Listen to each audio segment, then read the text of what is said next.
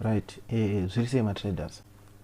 Pavidhio redu ranhasi toda kuexplain about market structure. Tine mibvunzo yatiri kugara tichibvunzwa kuti market painenge ichienda mudenga handiti ichigadzira mahigh nemalow pane painozotanga kugadzira mahigh nemalow handiti iri mudenga imomo pari kuconfuse vanhu zvokuti havasi kunyatsoziva kuti tinenge takuenda mudowntrend here kana kuti tichiri muuptrend handiti. For example tichishandisa chart redu iri pascreen here handiti ka tichanoona kuti market yedu yanga ichibreaka structure chi kudenga handiti ka regai titsvage matools ekuti titese tidrowe handiti. Tichanoona kuti market yedu yanga ichibreaka structure chi kudenga kunoku handiti iri kubreaka structure ichienda chi mudenga ichigadzira mahigh edu handiti ka tichienda takadai handiti. At the same time tikugadzira chi malows anaya handiti ka low ishi ndio yabreaka structure iyi handiti low ishi ndio yabreaka structure up handiti ka tichimaka chi malow edu tichienda takadaro handiti low ishi ndio yabreaka structure iyi toimaka handiti ka right. Low ishi handiti ndio yabreaka structure up toimaka handiti ka right. Tichanoita low inoi handiti ndio yabreaka structure papi up handiti ka right. Tobva tanoita high yedu inoi handiti. Saka tikada kunotisa pacase panapa handiti paarea inoi handiti tine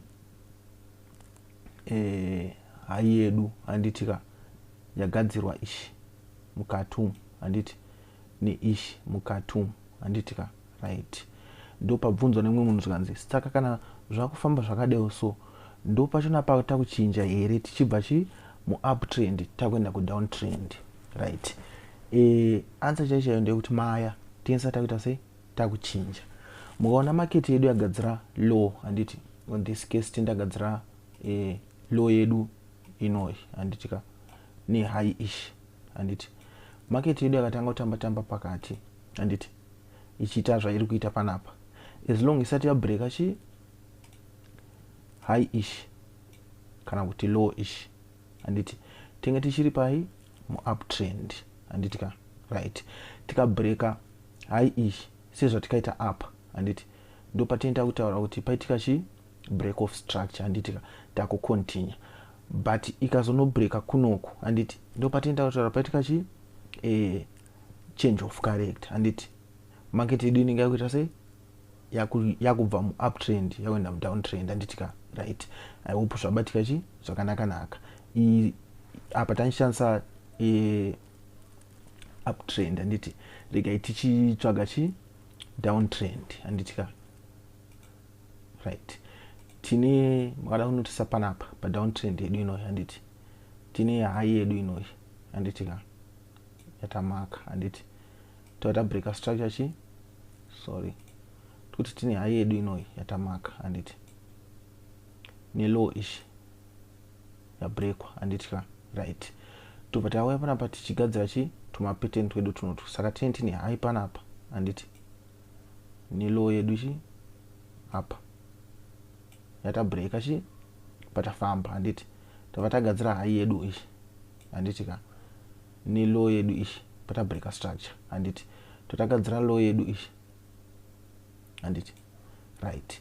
Panapa makada kunotisa tine pattern yatabva tatanga kugadzira iflag bearish chi flag but makada kunotisa takagadzira high nelow handiti ka market bvetanga unga kubounce pakati apa handiti zvaisareva kuti takubva mudowntrend tichienda muuptrend handiti nekuti high yedu ishi haina kubreakwa handiti ka makada kunotisa panapa apa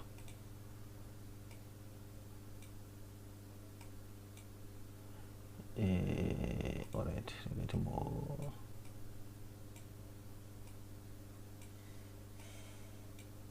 handitika tuti makada kunotisa apa high yedu ishi handiti pakauya pakaitika inonzi liquidity grab handitika right. Liquidity grab takataura isusu tikati market inenge yagadzira range handitika right. let's say kuti tine low panapa handiti ne high panapa handiti ka right. Market yedu yotanga tase bounce pakati panapa handiti bounce. Kana makona video ratikaita explain ama market chi orders takati kune ma buy stop ne ma sell stop handiti ma buy limit ne ma sell limit. Saka panyaya dzine dzakadai so kune vanhu vanenge vachisa ma pending orders avo muma areas handiti ka mimi chiswa chi ma pending order. Saka market manje inozongononyepedzera tase kuita sei anopwanya handiti yadaro ka inodzoka yovharira chi mukati, yavharira mukati yobva yakontinua nechi nepattern handimaona.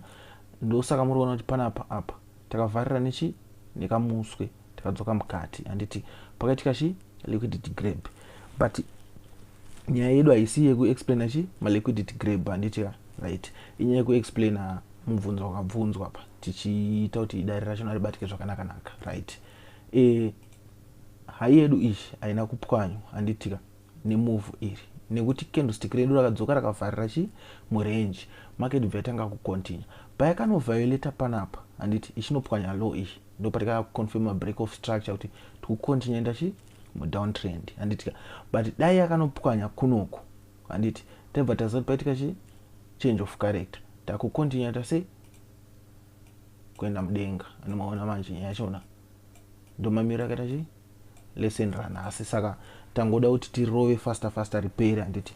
Kune vanga vasati vaita subscribe dzanye subscribe, kune vagara vakasubscribe mupinda mucomment section handiti mucomment awo muisa like pa this video, musakanganita sei kushare video rinori. Ngatisangane pachi pa next video tichange tichiexplain about change of character handiti mubvunzo kuti tinoziva sei kuti direction yetrend yakuchinja kana tichitrade handiti ka right.